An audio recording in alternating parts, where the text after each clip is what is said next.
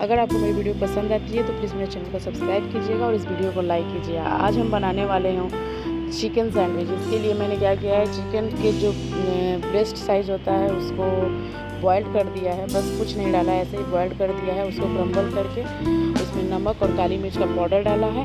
Then bread में butter लगाया है और उसमें कुकम्बर लगा के और अपना चिकन और चीज़ ऊपर से फिर काली मिर्च और नमक डाला है और देन असेंबल कर लिया है और इसे बटर डाल के ग्रिल कर लिया है। इसमें कोई भी ऐसा काम नहीं है जो आप नहीं कर सकते। जैसे आपको असेंबल करना है, चाहे आप कुकम्बर नीचे रखो या चिकन ऊपर रखो, जो आपके ऊपर है, टोटली अप टू यू। उसमें कुछ ऐसा नहीं है कि पहले यही डालना है। जैसी लेयरिंग आपको पसंद है आप वैसा डाल के इसे ग्रिल कर लो और हमारा फटाफट एकदम इजी वे में चिकन सैंडविच रेडी है, वो भी ग्रिल वाला। तो आप इसे ट्राई कीजिए।